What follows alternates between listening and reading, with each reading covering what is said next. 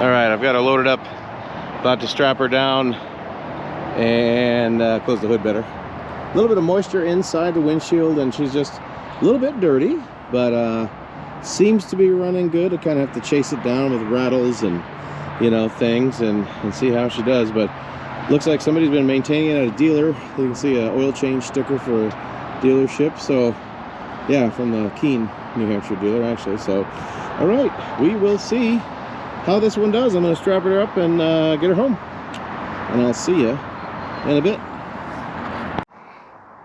Howdy, and I hope everyone's having a great day. Just having some thoughts today because of some car changes that I have going on here in my world, and I thought of something that I think could be very valuable to a lot of people out there, and that is how driving some older vehicles and YouTube and the people that are on YouTube putting out great fix-it mechanic type of videos can really help folks save money when it comes to their car expenses. So I was watching the news this morning, and so the national household debts are really going up, and people are starting to feel pinched. And the second or third largest expense for most people is their cars, their car payments. And the average car payment nowadays is supposedly somewhere in the $700 range, which is painful. And if you can fight that in any way, shape, or form, you should. Now, for me, I have always been able to go and find older vehicles and fix them myself, not unlike this Jeep here that I had intended to put big mud tires and everything else on, but I've actually been using it a lot lately to drive on the road, so I'm leaving it alone because it's very good, dependable vehicle. I've put well over 1,000 miles on it myself since I got it for $400 at an auction.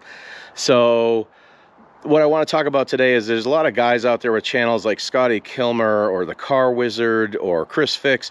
Lots of great information out there, as you probably already know, to help you fix any issues with your car, and more importantly, help direct you towards what cars are worth buying and what ones are not. My daughter and I just got back from a trip down near Boston with this car. It was a Hyundai Accent we picked up at the auction this summer for my son.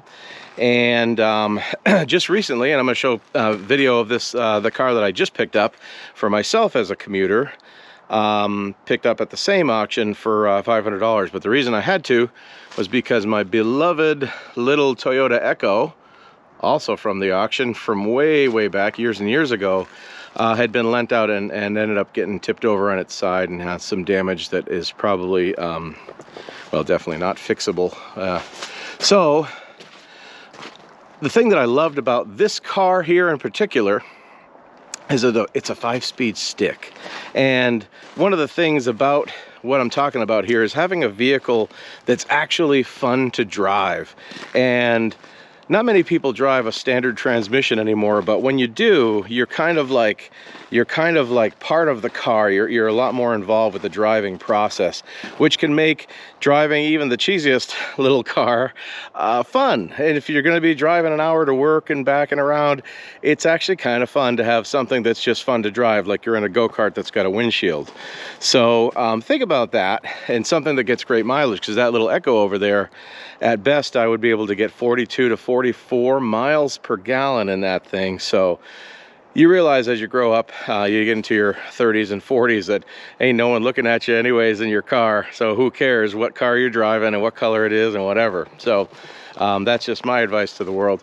Now this is the one that I just picked up, and it is a 2005 Hyundai Accent, and it's also a stick shift car. I have not had a chance to do anything at all to this car except check what the engine codes were.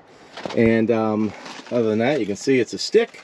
I know I show a video either before or after this of me picking it up at the auction for the first time.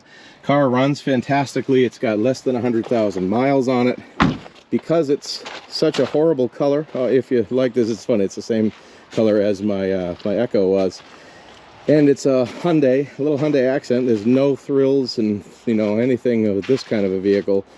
But it only cost $500 for the bid, and I think total after fees and all that, around $700 to pick it up and be all mine. So now I just need to make sure that I am able to get it registered, and I'll be transferring the plates from the Echo onto this, and then do what I need to do to get it inspected. So the tires are all looking pretty good.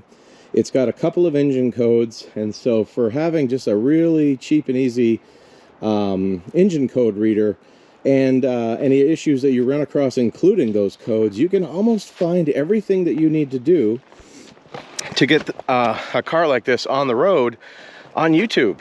Information's out there, it's free. Most of us, we joke about being YouTube mechanics, but with just a few simple hand tools and a set of ramps to be able to change your own oil, you can be running a vehicle for next to nothing that gets, like this car I'm expecting to probably get around 35 miles a gallon once she's up and running, and you can kind of take care of a lot of these things yourself and have a good mechanic for the other major things, like if it's going to need a timing belt or something like that. But just my opinion, my thoughts, that I think if people were willing to do that, and I know sometimes, you know, when you start having car issues in the winter time, it's a pain in the butt, but sometimes it is so well worth it when you go for months and months just putting gas and doing an oil change on your car and not having hundreds and hundreds and hundreds of dollars of payments all the time. So as I always say, you know, stay outside if you can, get your hands dirty, and that's what I mean by tinkering on your own stuff.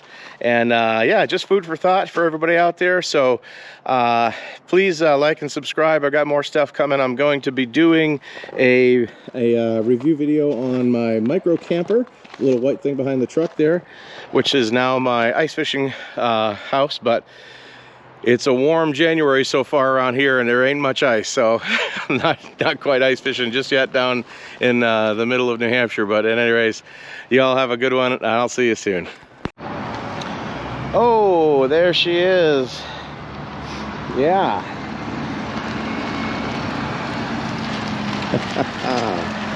All right.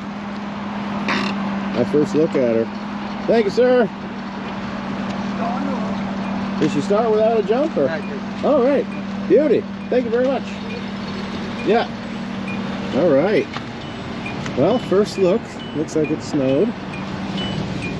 All righty. Running okay. 93,000 miles. Missing the CD deck. But, yeah. I'm not sure what that's supposed to do. Okay. Gonna have to do a little bit of cleaning back here, but she's a 5-speed stick. Let's look under the hood.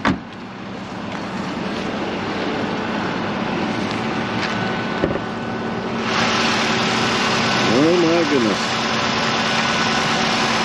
You know, I've seen dirtier engine departments running pretty smooth, and is this telling me timing belt installed at 70,000. This just might be my lucky day. I hope I don't regret saying that. But, wow. Looks like she's got a good battery. Guy just said it actually started without a jump. That's a rare thing. And that's frost. Okay. Alright. And here's the one thing that was a little bit weird in the pictures, is that she has, I don't know if these are shotgun holes or what this is. We will see. Alright, check out the tires. This one's a little bit low. Looking for the year mark on these. Some of these little tires, it's hard to see them. And sometimes they're only printed on one side. Yeah, we'll see. Alright, I'm going to kind of get her lined up to load up on the trailer. Look at the exhaust system. Quiet. Wow. Alright, we got some dancing bears. I'll have to hop in and check her all out. Alright, stay tuned.